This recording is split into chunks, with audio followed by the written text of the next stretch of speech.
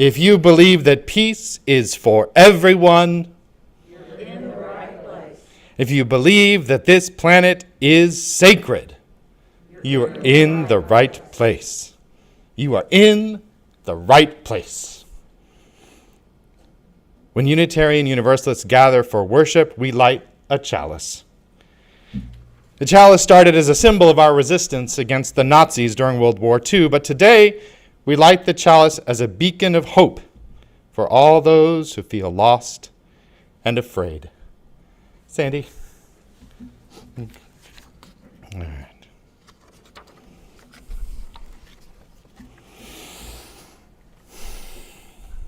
Can you read that? All right, great, thanks.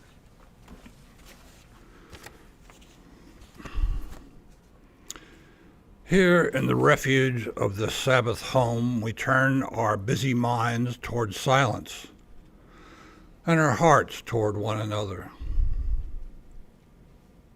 This is a holy place in which we gather.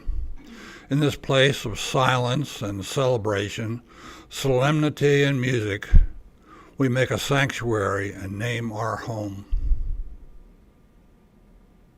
In this home, we bring our hunger for awakening. We bring compassionate hearts and a will toward justice. Into this home, we bring courage to walk on after hard losses. In this home, we bring our joy and gratitude for ordinary blessings. By our gathering, we bless this place. In its shelter, we know ourselves blessed.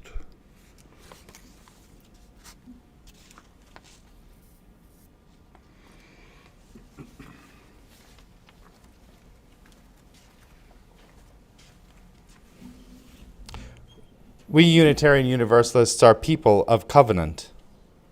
We make commitments to each other and the world around us about what we stand for and what we promise to do to make the world a better place. This is our congregational covenant, and I invite you to recite it with me if this is a commitment you're ready to make. We covenant together to make a welcoming community, to walk together in the way of truth and love, to seek the life of the Spirit as it is known by each person, to support each other in thought, word, and deed as we work to build a better world.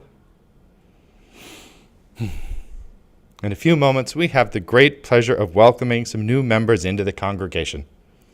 To celebrate that, let's sing hymn number 67. Please rise as you wish and join Fran at the piano as we sing now together.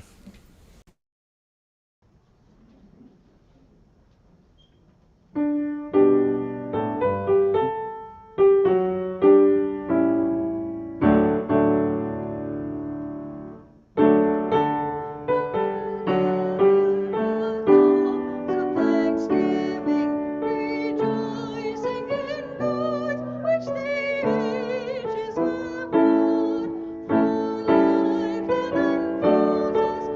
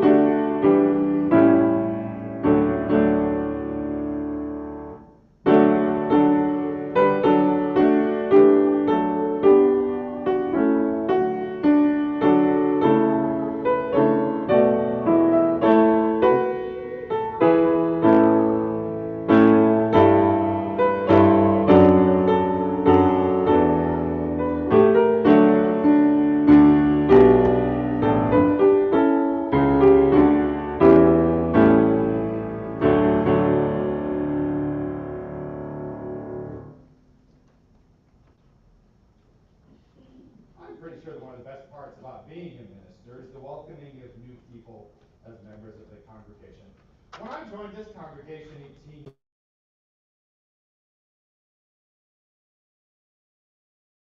landed the tiny little Spirit rover on Mars. Now, the chairs face this way, and there is a helicopter on Mars.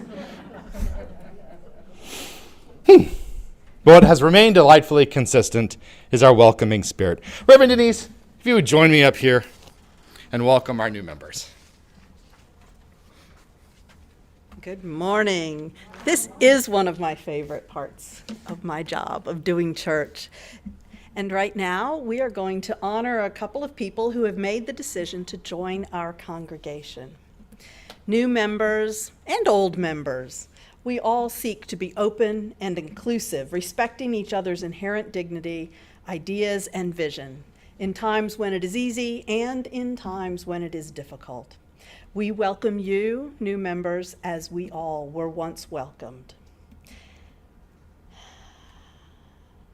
Now, I'd like to ask everyone, this is a group participation activity, to join in our new member covenant, which we have a slide for. And I'm going to ask first for the following people to rise so that we can all meet you and recognize you. Dorotha Connolly. And, yay. And Mirabelle, can you stay up for a minute, Dorotha? Mirabelle, I forgot to ask you how to pronounce your last name. Stoder. Mirabelle Stoder. Yay. It is a joy to welcome you into our community of transforming love. Each time we welcome a new member, we become something new. Now, our board president has a question for you.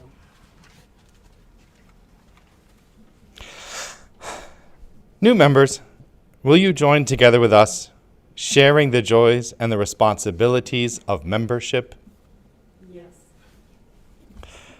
Thank you. Members, and Reverend Denise. Members of Greater Nashville Unitarian Universalist Congregation, that's us, would you please rise in body or spirit? Will you welcome these people into our congregation? Will you reach out to them in friendship, open to the discovery of their unique gifts and perspectives, and extend to each of them a warm welcome, remembering that each of us was once new here? Yes. We join our strengths, talents, and commitment with yours. You are part of us, and we are part of you. Becoming a member of this congregation is an important first step, but it's only a first step. I charge you, new members, and any of the rest of you who wish to be charged, to grow in your search for truth and meaning. More importantly, I charge you to find and share your special gifts with us. Ours is a shared ministry. We need your energy.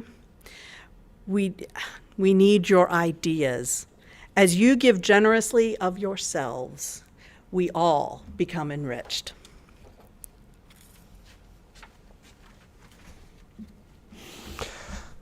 Now I'd like to invite each of you to come up and sign the membership book.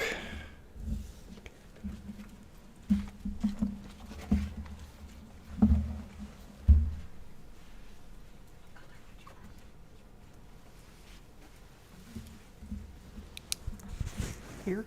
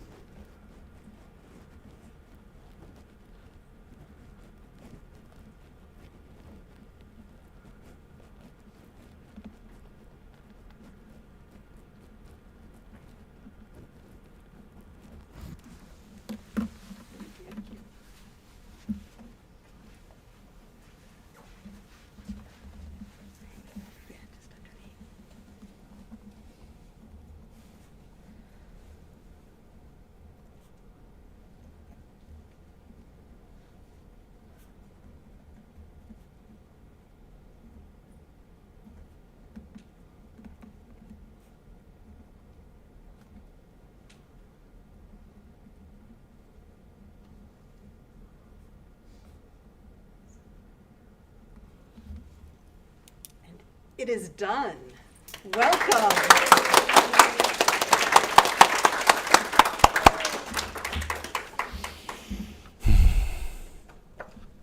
If there are any young folks or folks who are done sitting and would like to go do something art and craft related, you're welcome to leave now and head across to the fellowship hall. Otherwise, we can sing this cute little song, or do you want to skip the song? We'll skip the song. There you go. All right. In which case, it's time for Share the Plate. June's Share the Plate partner is the Just Us program at the Oasis Center. The Oasis Center is dedicated to helping lesbian, gay, bisexual, transgender, and questioning youth achieve their full potential. Just Us provides LGBTQ plus students a liberating space where they can be authentic and celebrate the fluidity of identity. Please give generously to support LGBTQ youth who often face public intolerance and rejection as an oasis of welcome. Like many Unitarian Universalist congregations, Greater Nashville UU is a welcoming congregation. It's a certification program that means we are committed to learning about how to undo homophobia and transphobia in our hearts and in our minds, in our congregation and in our communities. Sponsoring the Oasis Center's Just Us program during Pride Month is a great way for us to live our values out into the world.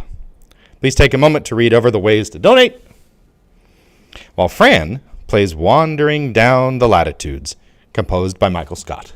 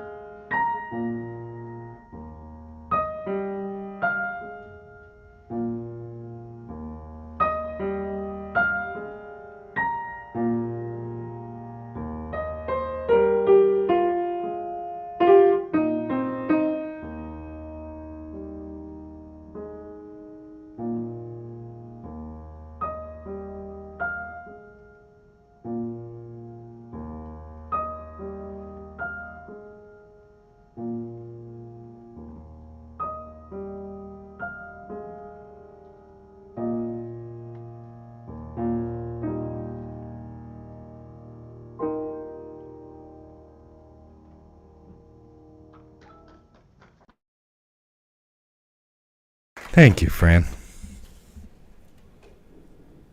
I have the great pleasure of introducing Denise Graves, a GNUC member who serves on the Committee on Ministry, the worship team, the auction team, and pretty much anywhere else that she's needed.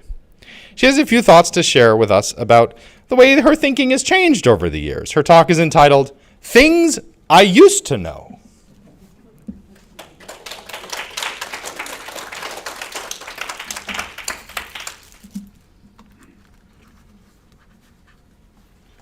Good morning. My friend Linda Berry got me interested in Easter hats, and that was so much fun that I thought, why just for Easter? So today I'm wearing my new favorite hat. This is what we call summer song. That means our speakers are members or friends of the congregation. This makes the 5th summer song that I have presented. I truly enjoy speaking and appreciate the opportunity. However, it does come with a little anxiety. I'm fairly confident in my ability to speak, but I'm not so sure about the content of what I've dreamed up to say. So when spring rolls around and the worship team asks me if I want to do another summer song, I don't know whether to be thankful or to cuss about it. because I have to exercise parts of my mind that I don't use very often. I have to come up with 20 minutes of something worth listening to. Well, here goes. My talk today will mention the topics of cancer and drug abuse. You need to know that I will be touching on these subjects just in case they are triggers for you. I started to remove the parts about cancer and drug abuse, and then I thought, no, we should be able to talk about the hard stuff here. There are many things I used to know, things that are common knowledge, things that we should strive for to improve our lives and shape ourselves into better human beings. Things like, don't ever give up, just keep smiling, just breathe, and keep a positive attitude. And then there are other kinds of things like don't waste money and always make good use of your time. Would you agree that these are good rules to live by? I used to know that I should just keep smiling no matter what. Now I know that people who smile when they don't mean it are some of the scariest people in the world. They are tricksters for sure. I've had people tell me that I should smile more often, and I think, how dare you tell me what look belongs on my face? Anyway, my fake smile is really creepy. It looks like this. Being told to just breathe is about the same. It's a good way to send the message that what I'm upset about is not really important. My granddaughter at 12 years old was trying to be helpful. I had a big milk mess to clean up because of a cup with a crack in it. Milk all over the kitchen table, dripping down the sides. As I began to sputter and make inhuman noises, eyes bulging out of my head, my granddaughter told me to just breathe. Because she is one of my favorite people in the world, I was able to control my voice when I replied, I don't want to breathe. I want to get mad for a few minutes because I have a big mess to clean up. Just a warning, if any of you ever take a notion to cheer me up, please just don't. I will not hear your encouraging words. Instead, I will hear you saying that what's bothering me is not worth being upset about. I prefer to be mad or sad or disappointed until I'm not anymore. Daddy King, father of MLK Jr., told us to find the good and praise it, and we should certainly do that. At the same time, we sometimes get effort confused with actual results. We tell our children and grandchildren how wonderful their artwork, singing, and dancing are. We say these things because we know the effort and courage it took to produce these things. Another granddaughter was in a spelling bee when she was 7 years old. She is small for her age, and at the time of the spelling bee, she had some green-framed glasses that had always looked huge on her face. Like most children's glasses, the lenses were pretty scratched up. Even though I seldom saw her wearing them, her big green glasses were on her face the day of the spelling bee. She did not win the spelling bee. However, at 7 years old, she did spell 3 words in front of 200 people. I did tell her that she did great. I did not tell her that she was a natural-born speller and should consider a career as a professional speller someday, but I did recognize her effort and courage. As adults, we sometimes tell others that their cooking, singing, or speaking is wonderful, amazing, marvelous, and fantastic. However, if every attempt is wonderful, how will we know when something really is wonderful? We have already used up our praise words on things that are actually okay, good enough, or mediocre. Let's avoid false praise. I used to think that I should never give up. Don't ever give up. How exhausting. For example, should I continue to try to play music even if it doesn't come naturally to me? What if some of us give up and joyfully resign ourselves to the audience?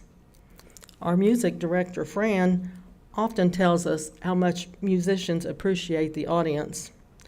Let me find my place there. Don't ever give up.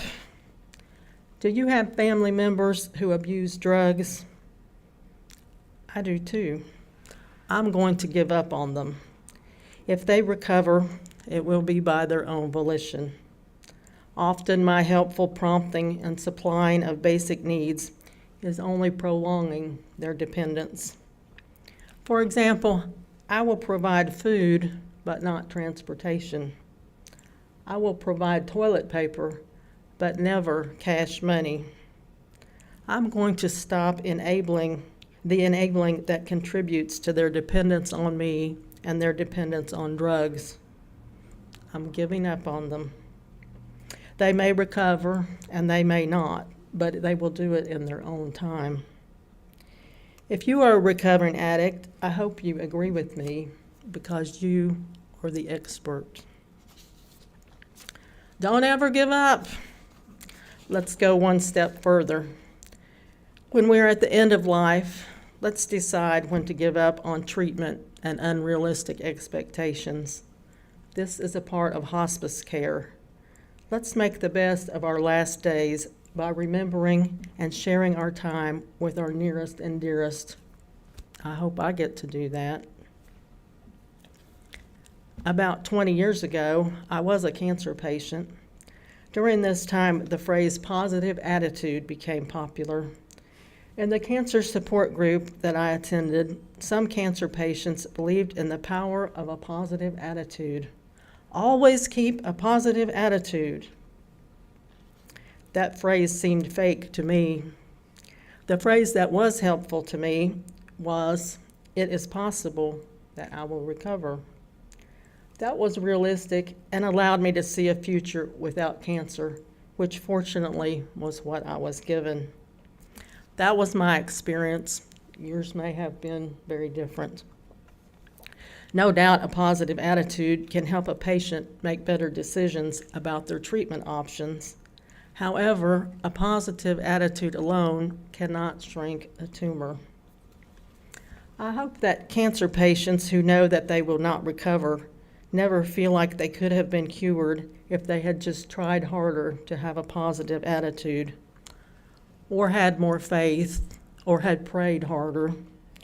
We all know of people that would have recovered if that was the case. The philosopher Cornel West said, "I cannot be an optimist, but I am a prisoner of hope." Can some of you agree with me and Cornel? That brings me to self-improvement. I used to believe that we should always try to become better human beings. At the same time, in some way, when we work on ourselves, we may be telling ourselves that we aren't good enough just the way we are. What if we're so focused on improvement that we don't allow ourselves to enjoy the good things we've got going on? We have some friends, so we must be likable. We have done some kind of work, so we must be capable. We have helped others in some way, so we must be compassionate.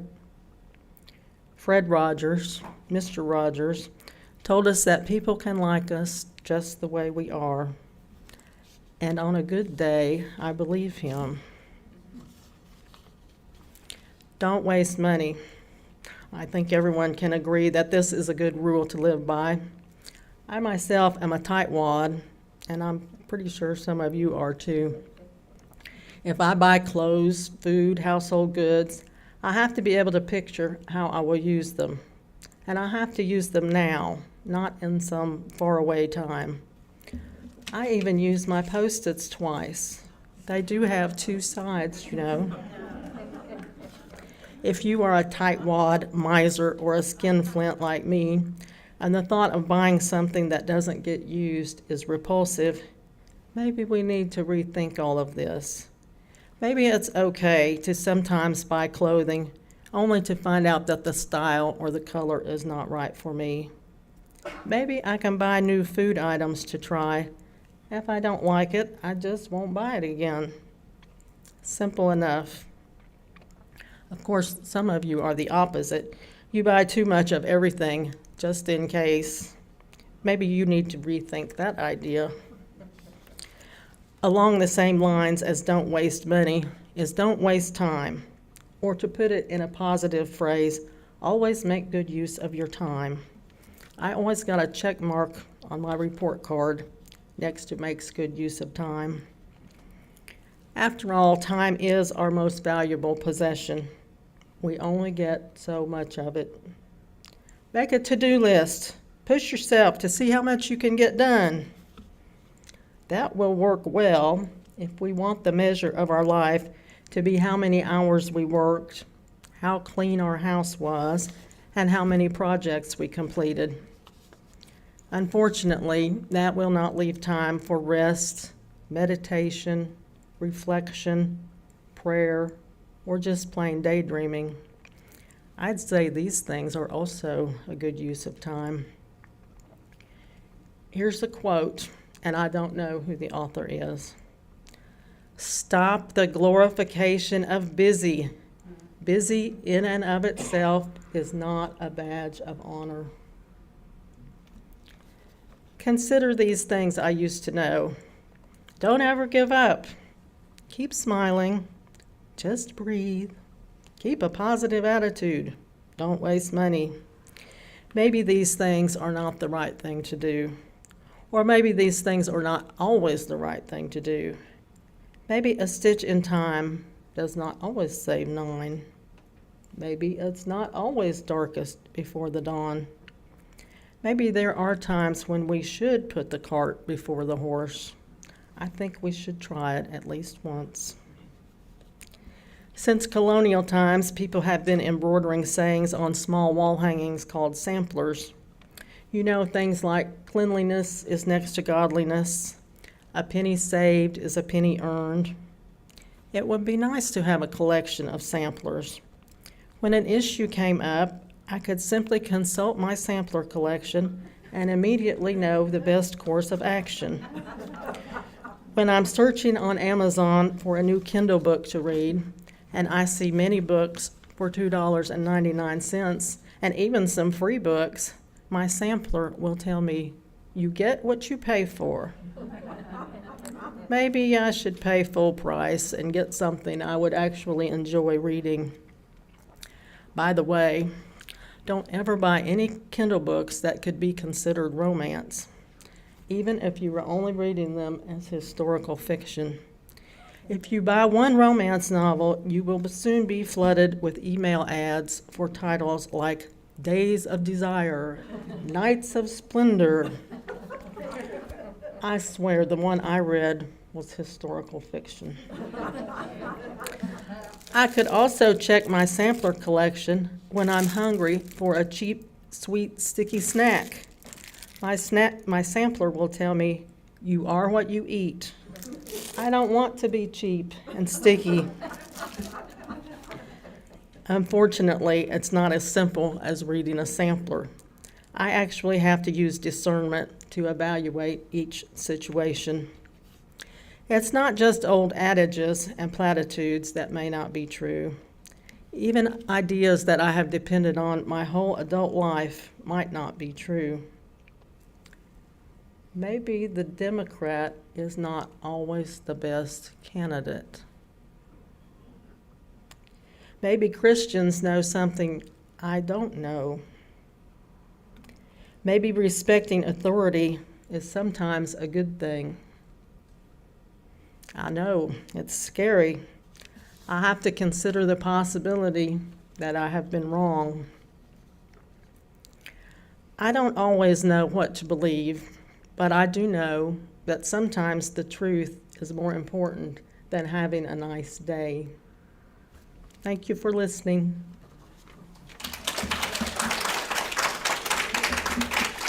Take my snack with me.